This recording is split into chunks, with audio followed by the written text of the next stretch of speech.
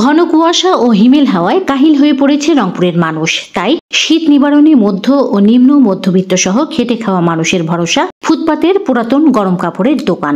Station road, হনুমানতলা, সুরভি উদ্যান সহ নগরীর অস্থায়ী দোকানগুলোতে সোয়েটার, জ্যাকেট, শল সহ শীতের কাপড় বিক্রি জমজমাট হয়ে উঠেছে। আমরা যারা মিডল ক্লাস আছি বা লো ক্লাস তাদের জন্য আমাদের এটাই বেস্ট হয়, কারণ এখানে মানে কোন জিনিসের দাম আর কি একটা রিজনেবল প্রাইসে পাওয়া যায়। টপস কেনাকাটা করলাম, চাদর কিনলাম, আমার মায়ের জন্য এখন সোয়েটার খুঁজছি আর কি।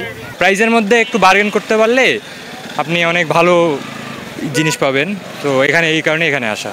শীতে পুরাতন কাপড় বিক্রি নিয়ে সন্তোষ প্রকাশ করেছেন বিক্রেতারা।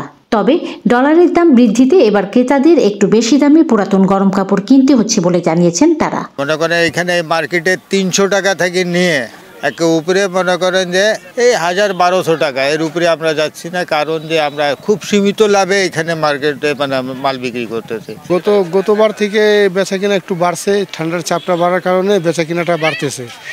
আর থাকিগুলো মালের দামটা বাড়িয়ে গেছে, ডলারের সংকটের ইয়ার জন্য আমাদের মালের দামটা বাড়তি দেখি আমরা একটু মানে দামে বেচতে হচ্ছে। যেরকম আগেবার আমরা 50 টাকায় সোয়েটার বেচতাম, এখন ওই সোয়েটার আমাদের 150-200 টাকা বেচতে হচ্ছে। এদিকে রংপুর জেলার 8 উপজেলায় অসচ্ছলদের মাঝে শীতবস্ত্র বিতরণ শুরু হয়েছে বলে জানিয়েছেন জেলা প্রশাসক মোহাম্মদ রবিউল ফয়সাল। রংপুর জেলার জন্য 1600 কম্বল পেয়েছে এবং 1600 কম্বল আমরা 8টি উপজেলাতে 200 করে কম্বল আমরা বিতরণ করার জন্য আমরা প্রেরণ করে দিয়েছে এবং সেই বিতরণ কার্যক্রমগুলো ইতিমধ্যে শুরু হয়েছে এবং চলমান আছে। যে আরও বেশ কিছু কম্বল এবং বরাদ্দ উপজেলা ওয়ারি এবং মহানগর সহ রংপুর সহ আসবে এবং এটা এই সপ্তাহেই আসবে। 16ই ডিসেম্বর পয়লা পৌষ, তো তার আগেই যেন আমরা এগুলো বিতরণ কার্যক্রম শুরু করতে পারি এবং শেষ করতে পারি সেই আশাবাদ ব্যক্ত করছি।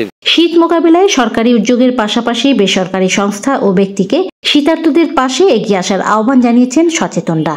মেরিনা লাভলি, বাংলাদেশ বেতার, রংপুর।